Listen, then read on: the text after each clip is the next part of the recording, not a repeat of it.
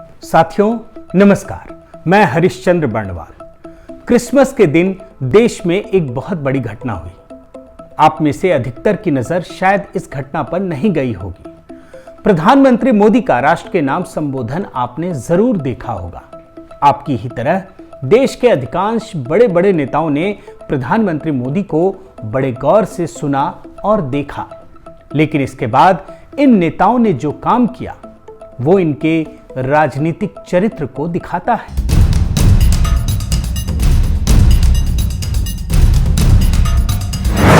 PM Modi को 24 घंटे कोसने वाले और हर अवसर पर उन्हें गाली देने वाले विपक्षी नेताओं ने अचानक उनकी जय जयकार शुरू कर दी। इसमें राहुल गांधी से लेकर अरविंद केजरीवाल तक और आदित्य ठाकरे से लेकर ममता की पार्टी की सांसद महुआ मोइत्रा तक शामिल हैं। भूतपूर्व प्रधानमंत्री अटल बिहारी वाजपेयी जी की जयंती के मौके पर जब प्रधानमंत्री मोदी ने बच्चों के लिए वैक्सीन और फ्रंटलाइन वर्कर्स के लिए प्रोटेक्शन वैक्सीन लगाए जाने की घोषणा की तो इन बड़े बड़े नेताओं ने ट्वीट के जरिए इसका श्रेय लेने की कोशिश की। आज हम इस बात की तहकीकात करेंगे कि आखिर इसका श्रेय किस राजनीतिक नेता को मिलना चाहिए और क्यों। सबसे पहले राहुल गांधी का ट्वीट देखते हैं। उन्होंने क्या लिखा है। उन्होंने 22 दिसंबर का एक ट्वीट, अपना ही एक ट्वीट रिट्वीट करते हुए लिखा है, केंद्र सरकार ने बूस्टर डोज का मेरा सुझाव मान लिया है। ये एक सही कदम है।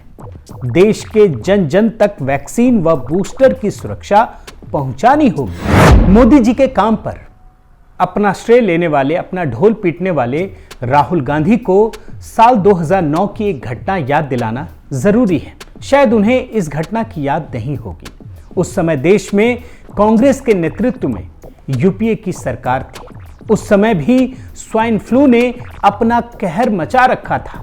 देश को उस समय भी एक वैक्सीन की जरूरत थी, जिसे अपने ही देश की कंपनी सीरम इंस्टीट्यूट ने वैक्सीन तैयार भी कर लिया था। इन्हीं राहुल गांधी की सरकार ने तब सीरम इंस्टीट्यूट से वैक्सीन खरीदने का वादा किया था, उसे भरोसा दिया था।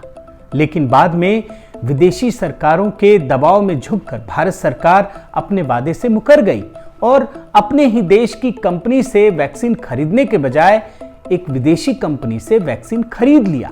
इस मामले में सीरम इंस्टीट्यूट को थक हार कर आखिरकार सरकार के खिलाफ ही दिल्ली हाईकोर्ट जाना पड़ा। इस खबर की रिपोर्टिंग इंडियन एक्सप्रेस ने 2012 में की। जरा इस रिपोर्ट को देखिए, इसमें क्या लिखा है। इसमें लिखा है, Serum Institute moves court says government did not keep commitment. Rahul ji, आपकी इस वादा खिलाफी के वजह से इसका असर यह हुआ कि देश की जनता को सही समय पर वैक्सीन नहीं मिल सकी। और आज जब मोदी जी पूरे देश को, जनता को वैक्सीन दे रहे हैं, तब इसका श्रेय भी आप खुद लेना चाहते हैं। राहुल गांधी के श्रेय लेने का खुलासा तो आपने देख लिया। अब इसमें दिल्ली के मुख्यमंत्री अरविंद केजरीवाल भला कैसे पीछे रहे। उन्हें तो सबूत देने की भी, लोगों को सबूत दिखाने की भी बड़ी लालसा रहती है और हमेशा वो ऐसा करते रहते हैं। उन्होंने भी अपना एक पुराना ट्वीट निकाला, बल्कि राहुल गांधी से 2 दिन और पुराना 20 दिसंबर के अपने ही ट्वीट को उन्होंने रीट्वीट करते हुए लिखा, मुझे खुशी है कि आज प्रधानमंत्री जी ने फ्रंटलाइन वर्कर के लिए बूस्टर डोज का ऐलान किया। बूस्टर डोज सबको लगनी चाहिए। इसके अलावा 15 से 18 साल के बच्चों को अब वैक्सीन लग पाएगी। ये बेहद सुखद बात है। वैसे यहां केजरीवाल जी भाषा के मोर्चे पर भी चूक गए। कहीं वो डोज लिख रहे हैं तो कहीं डोज लिख रहे हैं। खैर, हम असली मकसद पर आते हैं। अरविंद केजरीवाल की माने तो मोदी जी ने उनकी बात मान ली और बूस्टर डोज देने का ऐलान कर दिया। लेकिन खुद केजरीवाल जी अपनी बात क्यों नहीं मानते। रोज रोज प्रेस कॉन्फ्रेंस करने वाले अरविंद केजरीवाल हमेशा वादा करते रहे, लेकिन अपने ही वादे पर खरे नहीं उतर सके और इसकी रिपोर्टिंग तमाम अखबारों में, मीडिया संस्थानों में की गई। मैं आपके सामने ये रिपोर्ट दिखा रहा हूँ। ये रिपोर्ट है द प्रिंट की। इसमें क्या लिखा है, Arvind Kejriwal has run out of excuses over his covid failures in Delhi. The AAP government thought it could control the COVID narrative by manipulating data. But when bodies pile up, data does not matter anymore. अब केजरीवाल जी ये बताइए कि आप PM Modi के काम का credit खुद लेंगे और खुद ही अपने काम में फ्लॉप हो जाएंगे तो कोई कैसे आप पर भरोसा करेगा। राहुल और केजरीवाल ने पीएम मोदी के काम का श्रेय ले लिया। अब भला महाराष्ट्र में अघाड़ी सरकार का नेतृत्व करने वाले ठाकरे जी कैसे पीछे रहते। यहां मोर्चा संभाला आदित्य ठाकरे ने। उन्होंने राहुल और केजरीवाल को पीछे छोड़ते हुए श्रेय लेने की होड़ में उन दोनों को पीछे छोड़ दिया और फिर 7 दिसंबर की अपनी ही चिट्ठी का हवाला दिया। उन्होंने लिखा है, I am glad that 2 of these most important requests made on 7/12 are accepted। अब यहां आपको एक दिलचस्प तस्वीर देखने को मिलेगी। हम सब जानते हैं कि कोविड के मामले में जिन राज्यों की स्थिति बहुत बदतर रही, काफी खराब रही, उनमें एक महाराष्ट्र भी शामिल है। लेकिन महाराष्ट्र में ऐसी स्थिति क्यों रही, इसका खुलासा भी महाराष्ट्र में सरकार चलाने वाली पार्टियों ने ही कर दिया। यहां कांग्रेस ने खुलासा किया कि महाराष्ट्र के मुख्यमंत्री उद्धव ठाकरे को जो करना चाहिए था वो नहीं कर रहे हैं। आप देखिए, ये एनडीटीवी की रिपोर्ट है, इसमें क्या लिखा है। Congress leader blames Uddhav Thackeray for Maharashtra covid crisis. है ना दिलचस्प बात। राहुल गांधी जी कहते हैं कि मोदी जी ने उनकी बात मान ली, ठाकरे जी भी कहते हैं कि मोदी जी ने उनकी बात मान ली, लेकिन दोनों खुद ही अपनी बात नहीं मान रहे हैं। अब जरा ये सोचिए कि इनकी बात पर भरोसा कैसे करें। राहुल, केजरीवाल और आदित्य ठाकरे की बात तो आपने देख ली, और अब बात करते हैं ममता दीदी की। ममता दीदी का प्रधानमंत्री मोदी के साथ किस प्रकार 36 का आंकड़ा है ये तो हम सब जानते हैं, लेकिन यहां भी ममता दीदी की पसंदीदा सांसद महुआ मोइत्रा मोदी जी का गुणगान करते थक नहीं रही हैं। बाकी नेताओं की तरह भी उन्होंने भी वैक्सीन का श्रेय खुद लेने की कोशिश की। अब जरा देखिए उन्होंने क्या ट्वीट किया है। उन्होंने लिखा है, honourable Modi ji has heard me, boosters for over 60s and front line workers finally, praise the Lord. अब मेरा एक सवाल महुआ जी से।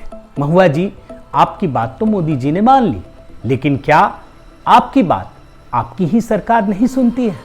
ये तो हम सब ने देखा कि किस प्रकार ममता दीदी ने आपको सरेआम सबके सामने डांटा था।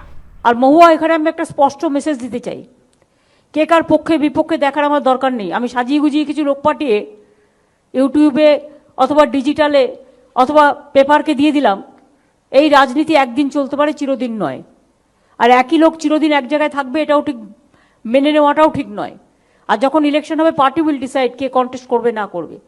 महुआ जी, लेकिन ये सवाल तो उठेगा कि आपकी बात सुनकर मोदी जी ने वो कर दिया जो आप चाहती थी, लेकिन आपकी सरकार तो कोरोना पर पूरी तरह से फेल हो गई। अब जरा देखिए ना, ये कारवां की रिपोर्ट बहुत डिटेल्ड रिपोर्ट है। इसमें क्या लिखा है, how the Trinamool government failed to prepare for and respond to the कोविड-19 सेकेंड वेव। साथियों, अब मैं आपके सामने एक बड़े सवाल का जवाब देता हूं। आखिर ऐसा क्या हो गया कि ये धुर विरोधी नेता भी प्रधानमंत्री मोदी की तारीफ करने लगे और तारीफ करते करते उनके काम का श्रेय भी खुद लेने लगे। दरअसल आज किसी भी राजनीतिक दल का नेता प्रधानमंत्री मोदी की निर्णय क्षमता और उनके काम करने की गति की बराबरी नहीं कर पा रहा है। आपने पॉलिसी पैरालिसिस की स्थिति देखी है, इसके बारे में आप जानते हैं। पहले जो यूपीए सरकारों में होता था, आज वो स्थिति महाराष्ट्र में, बंगाल में और दिल्ली में है।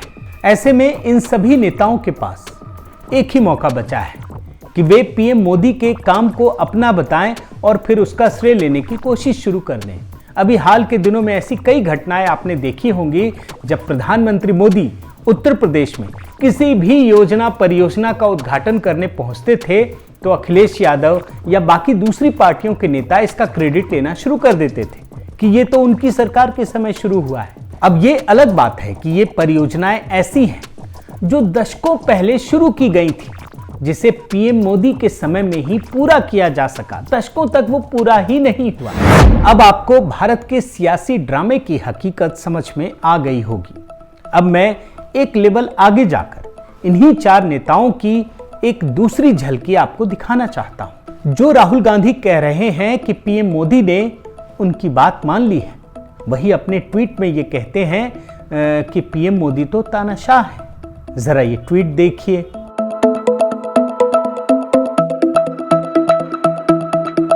यही हाल अरविंद केजरीवाल का है। जो अरविंद केजरीवाल कहते हैं कि पीएम मोदी ने उनकी बात मान ली है, उन्होंने अपने ट्वीट में पीएम मोदी के बारे में क्या क्या कहा है, जरा देखिए। उन्होंने मोदी को डरपोक, मनोरोगी और निर्लज्ज तानाशाह तक बताया है। जो आदित्य ठाकरे कहते हैं कि पीएम मोदी ने उनकी बात मान ली है, उन्हीं के पिता उद्धव ठाकरे क्या कहते हैं? उन्होंने ये कहा कि पीएम मोदी तो उनकी बात सुनते ही नहीं है। ये रिपोर्ट देखिए, वायर की इस रिपोर्ट में ये साफ साफ लिखा है। इसी तरह तृणमूल कांग्रेस की नेता महुआ मोइत्रा, जो अभी पीएम मोदी की तारीफ कर रही हैं, गुणगान कर रही हैं, वो तो पीएम मोदी को फांसीवादी तक बता चुकी हैं। ये रिपोर्ट देखिए, इसमें आपको सब समझ में आ जाएगा।